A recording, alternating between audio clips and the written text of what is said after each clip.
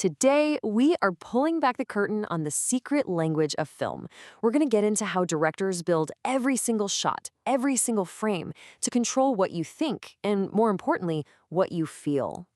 I mean, think about it. That one scene that just completely got to you. You know, the one that made your heart pound in your chest?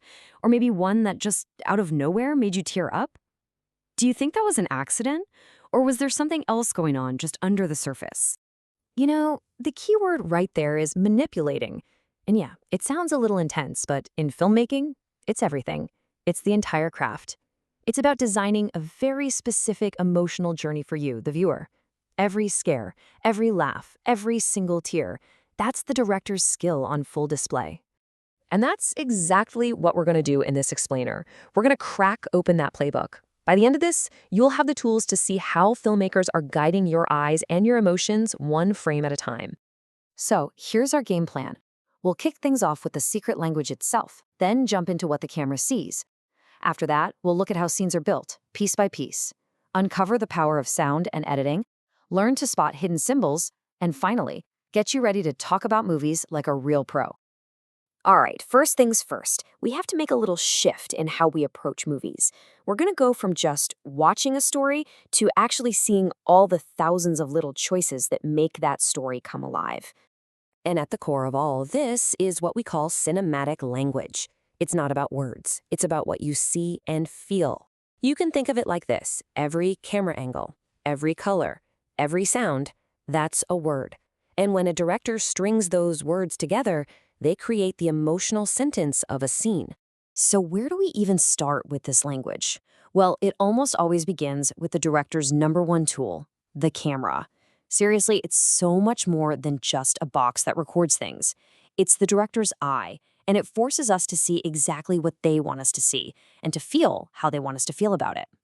I mean, just look at the raw power of a simple change in perspective. When you shoot from a low angle looking up, suddenly a character seems huge, powerful, maybe even threatening. But then you flip it, a high angle looking down on that same character, and just like that, they feel small, weak, vulnerable. The director is telling you who has the power in the scene without saying a word. Okay, now what about focus? With deep focus, where everything in the shot is crystal clear, the director is basically inviting you to look around. They're saying the environment, the world around the character is really important. But shallow focus does the exact opposite. It blurs out the background, completely isolates the character, and basically screams, pay attention. What's happening inside this person's head is all that matters right now. And believe me, the director's bag of tricks is deep.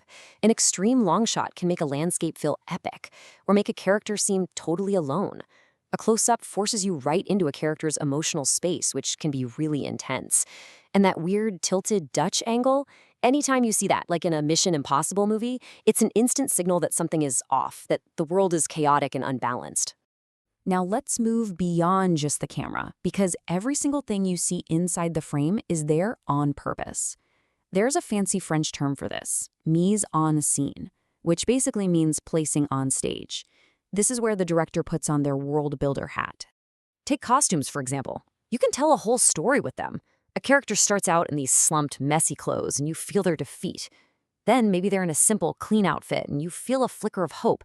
And finally, they step out in a sharp, tailored suit, and bam, you see their power. Their whole journey is right there, before they've even said a line. And color. Oh, color is maybe the most powerful subconscious tool they have. Cool blues and grays can make a scene feel sad and isolated. Warm reds and oranges can dial up the passion or the danger.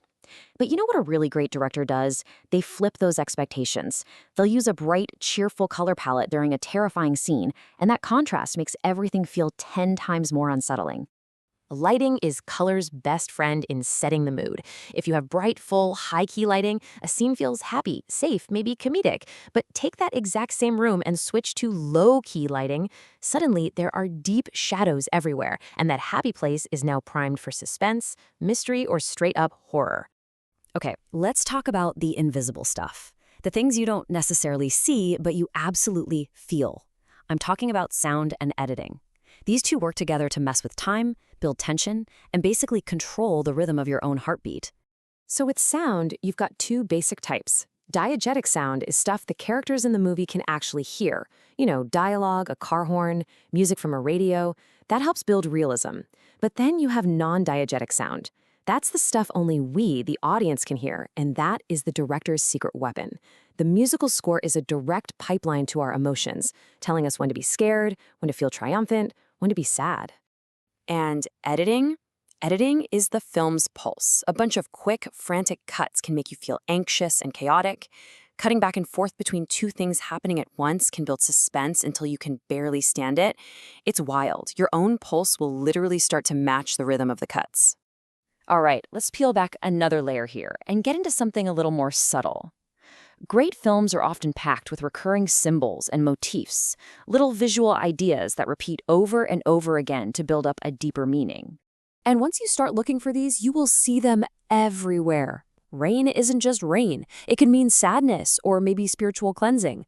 A character looking in a mirror? That's almost always a moment of deep self-reflection or facing a divided self. Think about your favorite movies right now. Are there any images or objects that pop up over and over?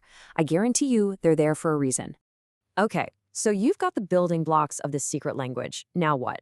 Well, now it's time to put it all together. This is where we learn how to talk about what we're seeing, to analyze a film with the confidence of a critic. Knowing some of the lingo helps you go way beyond just talking about the plot. When you can point out how a director uses, say, juxtaposition or foreshadowing, you're not just watching the story anymore, you're appreciating the artistry that's telling it. And here is a super simple but powerful tool to help you structure your thoughts, the PEEL method. It's an easy way to sound like you know exactly what you're talking about. You make your point, back it up with evidence from the film, explain the effect of that choice, and then link it back to a bigger idea or theme in the movie. Simple, right? So, we've opened the playbook, we've shown you the secrets. The next time you settle in to watch a movie, you're going to have a brand new way of seeing it. You're not just a passive audience member anymore, you're a code breaker. So the only question is, what hidden messages are you going to find?